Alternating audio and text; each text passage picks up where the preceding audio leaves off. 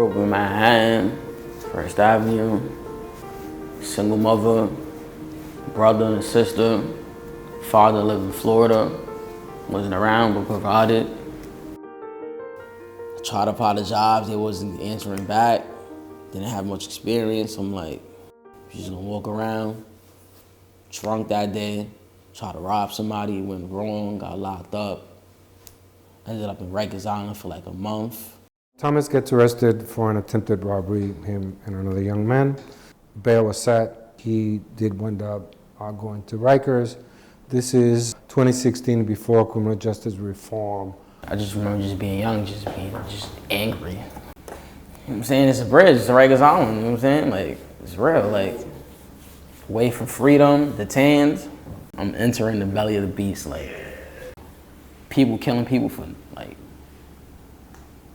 food, like, it's crazy, like. Avenues for Justice got me open the door, like, because it's only right. I show love to them because they helped me out, like, a difficult time in my life, and I really appreciate them for that.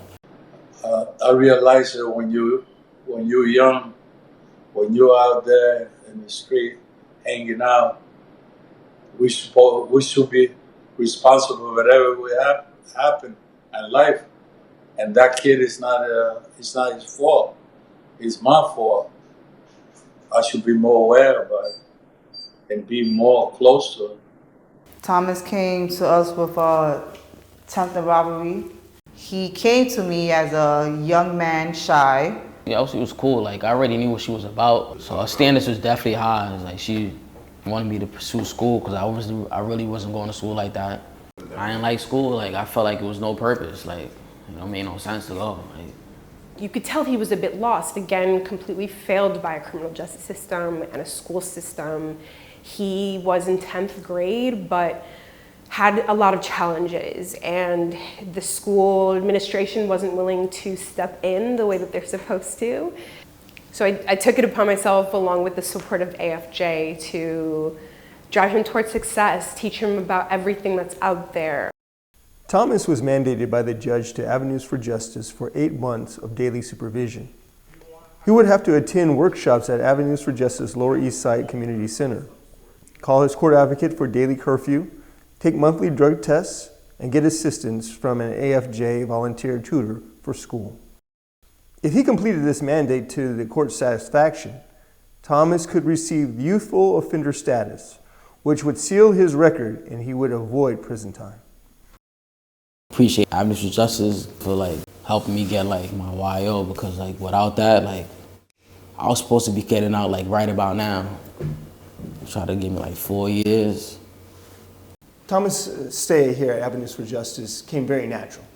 He did all the things that was necessary, whether it be calling for curfew, showing up for the various workshops, participating in all the various activities that go on here at our centers. However, there was one thing that he failed to do. That was stop smoking marijuana. Started reverting back to my old ways, smoking weed and stuff like that, doing dumb stuff. But that was a problem, obviously, because it is a drug-free program. So eventually I had to go to a drug program. I was in there like for like 9 months. And then while I was in rehab, my mom passed away. Unfortunately, the death of his mother brought him to the state where the drugs are starting getting heavy, the marijuana. And he ended up having a bad batch of either K2, synthetic weed, something. I cried because he needed help and I didn't know how to. And then, you know, I had some help when the last hospital took him for the 3 weeks, and, you know, we're getting some answers now. After that hospitalization, he continued aftercare for about 3 months and stood drug-free.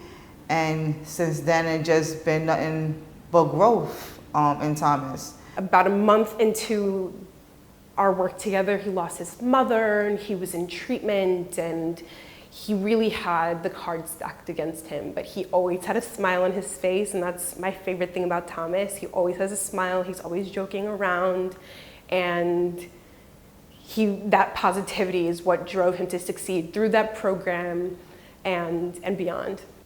And his life completely changed since the death of his mother, he's the oldest sibling, so he had to look after his little brother and his sister. He graduated for the residential, where he got his GED.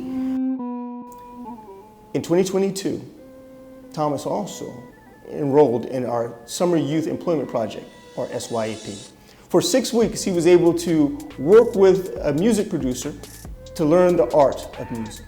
Thomas, he would get to work like every day early, and when we would go to the studio, he was like very intently paying attention to everything the engineers were doing. You guys earned yourselves certificates. Mr. Thomas. You have your OSHA 30, we have a 40-hour class, and we have no site safety experience. This training is held twice a month. We haven't left his side to this day. I never will. And ALJ has always supported anything that I'm going through with Thomas. I will always have his back. His past won't determine him. Whatever he wants, he can have. And just never give up. Because that's just Thomas. And Thomas, when he puts his mind to it, he could do it. Even if he's struggling, he will not give up. Thomas, our congratulations for your change you made in life. Yeah, you make me feel proud. Yeah, I'm never gonna forget that. And I wish you God bless you. Yeah, if my mom was here looking down on me, she would definitely tell me to clean my room. Just keep working hard, man. I came a long way.